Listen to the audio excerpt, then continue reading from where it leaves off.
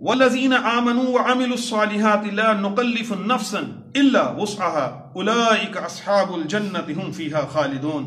اور جو لوگ ایمان لائے اور عمل نیک کرتے رہے اور کسی شخص کو اس کی طاقت سے زیادہ تکلیف نہیں دیتے، ایسے ہی لوگ اہل بہشت ہیں اور اس میں ہمیشہ رہیں گے. اب جو لوگ ایمان لائے اور نیک عمل کرتے رہے، یہاں بھی وہ پہلی آیت مقدسہ کی جب میں ادھر تفسیر بیان کر رہا تھا کہ ضروری ہیں، نیک اعمال ضروری ہیں، لیکن اس سے پہلے ایمان ضروری ہے. ایمان کے بغیر نیک اعمال تمہارے کچھ بھی کام نہیں آ سکیں گے. اور پھر وہی بات آ گئی کہ بے شک یہ سب کچھ جو ہے وہ اللہ تبارک و تعالیٰ کے فضل سے ہی ہوگا، اللہ کے فضل سے ہوگا. ایک سبب جو ہے وہ بخشش کے لیے حقیقی سبب ہے، ایک ظاہری سبب ہے. جو حقیقی سبب ہے وہ اللہ کا فضل ہے. اللہ کا فضل شامل حال ہوگا تو بخشش ہوگی.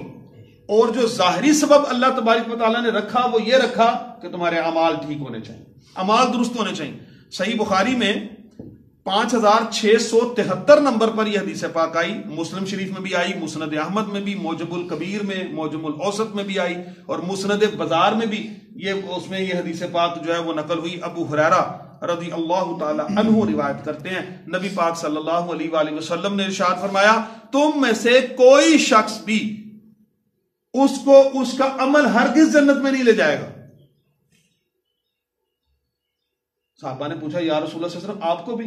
اب کمال بندگی کا رخ میرے آقا کریم صلی اللہ علیہ وآلہ وسلم نے اختیار فرمایا اور فرمایا ہاں مجھے بھی بے شک اللہ تبارک و تعالیٰ کی رحمت جنت میں لے کر جائے گی. تو بتایا یہ اب اعمال کی نفی اس میں نہیں ہے، اعمال تو کرنے ہیں.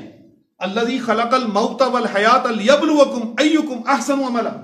اللہ نے موت اور زندگی کو تخلیق اس لیے کیا کہ نیک اعمال کیے جائیں، لیکن یہاں اصل مقصد یہ تھا کہ تم نیک اعمال کر کے کہیں اس زوم میں مبتلا مت ہو جانا کہ تم بڑے نیک. ہم دیکھیں نا، ذرا سی کوئی تہجد کی نماز پڑھ لی، تھوڑی سی نماز پڑھ کے اگر ہم نے عبادت کر لی تو اپنے آپ کو بڑا نیک سمجھتے ہیں، دوسروں کو بڑا حقیر سمجھنا شروع کر دیتے ہیں. وہ دل میں خیال آتا ہے میں بڑا نیک ہوں اور دوسرے بس ایسے ہی.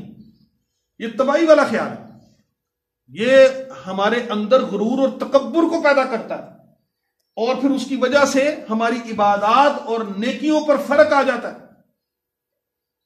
تو فرمایا یہ کہ نیک اعمال کرتے رہو لیکن تمہاری ساری کی ساری نگاہ اللہ کے فضل پہ اور اس کی رحمت پہ ہونی چاہیے. یہ اعمال، اور ایک اور چیز بھی ہے، ہم اعمال کس طرح کے کر سکتے ہیں؟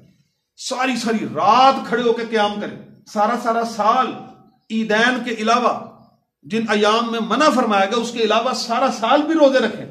اللہ تبارک و تعالیٰ کی نعمتوں کا حق شکر ہم ادا کر ہی نہیں سکتے. ہمارے سجدے، ہمارے رکوع، ہمارے قیام، ہماری تسبیحات، ہمارے صدقات، خیرات، ہمارے دیگر اعمال نوافل، یہ اس قابل کہاں کہ اتنے بڑے پاک پروردگار کی بارگاہ میں پیش کیے جائیں. تو ہم کس طرح کے اعمال کرتے ہیں؟ ایسے نہیں کہ اس پر مان کیا جائے اور کجا یہ کہ ہم ذرا سی کوئی نیکی کر لیتے ہیں تو وہ ہمارے دماغ پہ سوار ہو جاتی ہے اور دوسروں کو حقیر سمجھنا شروع کر دیتے ہیں. حضرت شیخ سعدی رحمت اللہ تعالی علیہ ایک واقعے کے ذریعے سے بات کو سمجھاتے ہیں. کہتے کہ شب داری کے لیے میں اپنے والد صاحب کی انگلی پکڑ کے تو مسجد میں گیا، تو مسجد میں کچھ لوگ سوئے ہوئے تھے.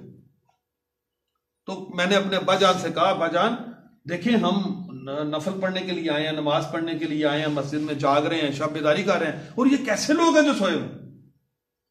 تو شیخ سعدی رحمت اللہ علیہ فرماتے ہیں میرے والد صاحب نے میری سرزنش کی اور کہا کہ جتنی بری بات تم نے کی ہے اس سے کہیں درجے بہتر یہ تھا کہ تم بھی پڑے سوئے رہتے. تمہارا جاگنا اتنا اچھا نہیں ہے جتنا تم نے یہ اتنی بری بات ان لوگوں کے بارے میں کی. تمہیں کیا پتا کہ وہ کس حال میں لیٹے؟ اور یہ چیز اور اس تصور کا دل میں خیال آ جانا کہ ہم بڑے نیک کام کرنے والے، بڑے متقی، بڑے پرہیزگار اور دنیا بڑی گناہگار ہے، یہ کون جانتا ہے؟ تو اس لیے اس وجہ سے بھی ہم اپنے اعمال پہ کبھی بھروسہ نہیں کر سکتے، اپنے اعمال پہ کبھی ہم مان نہیں کر سکتے، اپنے افعال پر کبھی ہم تکیہ نہیں کر سکتے کہ یہ ہمیں بچا لیں گے. اللہ تبارک و تعالیٰ کی بارگاہ میں پیش کرنے کے قابل ہی نہیں ہے. یہ تو اس کی کرم نوازیاں کہ وہ ہمارے ٹوٹے پھوٹے سجدوں کو قبول کر لیتا ہے. ہم کتنے خیالات کے زیر اثر نماز پڑھ رہے ہوتے ہیں، وہ پھر بھی اپنی رحمتوں کا نزول کرتا ہے. تو اس لیے اعمال اس قابل ہی نہیں کہ وہ ہمیں بچا سکیں یہ صرف اور صرف خالصتاً اللہ تبارک و تعالیٰ کے فضل اور کرم سے یہ معاملہ جو ہے وہ ہوگا.